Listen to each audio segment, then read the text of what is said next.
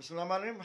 जब वो मेरे दोस्त ये मुझे कहते हैं कि जी ये सिखों का मामला है और सिखों के आप बड़े मुखालिफ हैं और आप सिखों के लिए की हिमायत में बोल रहे हैं, तो उनको दरअसल बताना मेरा मकसद ये है कि ये दिल्ली ही क्यों और ये दिल्ली का मकसद क्या है।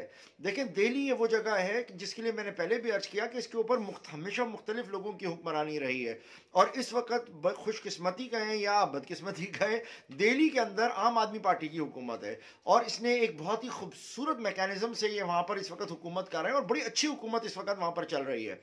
अच्छा, दिल्ली में जो ये हुकूमत आम आदमी की खड़ी हुई है, ये खड़ी हुई है मुसलमानों के वोट की वजह से।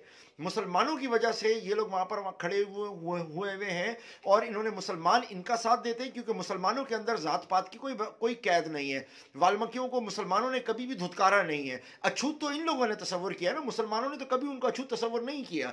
मुसलमान और ये लोग मिल के ये काम कर रहे थे और ऐसे मौके के ऊपर उन्होंने लाके सिखों को भी वहाँ बैठा दिया है।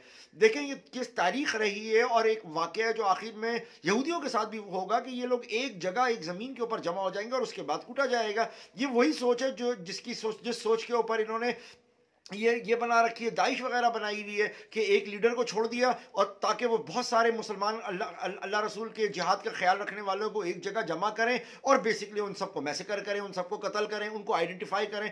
ये उसी सोच के तहत दिल्ली के अंदर सबको जमा करके फिर उसके बाद अगर आर्मी से अटैक करवा के और एक बड़ा ह्यूमन मैसेकर करें तो उसके अंदर कौन कौन मरेगा। उसके अंदर आज अगर मैं सिख के लिए ना उठाऊं आवाज़ तो कल क्या फिर मुसलमान के लिए आवाज़ उठानी पड़ेगी, तो मुसलमान भी जाएगा और ये वाल्मीकि भी जाएंगे। और वाल्मीकि वो द्राविडियंस हैं जो असल इस जमीन के धरती के मालिक हैं। ये तो बाद में एरियंस ने आए और इन्होंने आने के बाद एक लिबादा उड़ लिया जिसको हम बाद में ये वाला कहते हैं, ब्राह्मण्स का कहते हैं, और फिर उसमें एक सोच है हिंदुत्व की जिसको हम हिंदू जाइनिस्ट कहते हैं।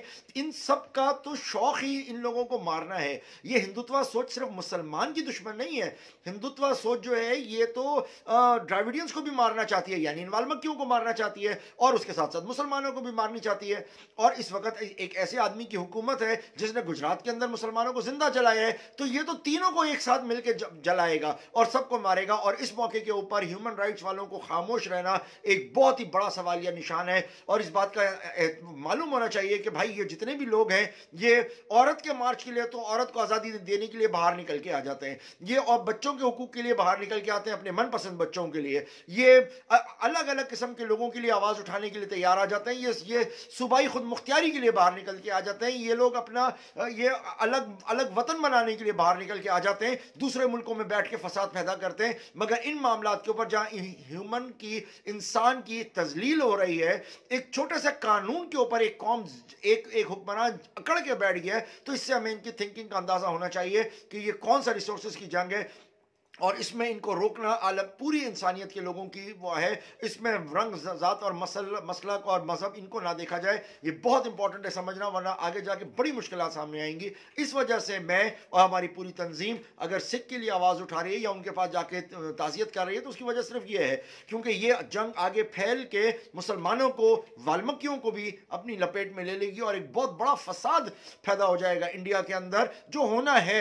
मगर हम इसको जितना अवॉइड कर सकते हैं उतना किया जा सकता है, हम उसको कर सकते हैं और दुनिया को ये बता सकते हैं। मगर दुनिया कौन सी, ये तो तागूत की सोच के ऊपर चल रही है। लिहाजा हमें अब कम से कम राइट एंड रॉन्ग का हमें अब पहचान हो जानी चाहिए कि क्या सही है और क्या गलत है। और ख़ास तौर पे हमारे हुक्मरानों को इस फरसुदा निज़ाम को छोड़ के असली निज़ाम लेना चाहिए जिसके ऊपर मोहम्मद बिन कासिम यहाँ आया, जिसने पूरी दुनिया में अमन कायम किया। ये वही टाइम है कि जब उम्मत बहुत बुरी तरीके से, पूरी कौम ख़राब हो रही थी, आप सल्लल्लाहु अलैहि वसल्लम आए और उन्होंने पूरी इंसानियत को बचाया। इस वक्त हमारे हुक्मरानों को चाहिए कि इस्लामी निज़ाम के ज़रिए पूरी कौम को, पूरी दुनिया को इस वक्त बचाएं, बहुत ज़रूरी है। बहुत शुक्रिया, अस्सलाम वालेकुम।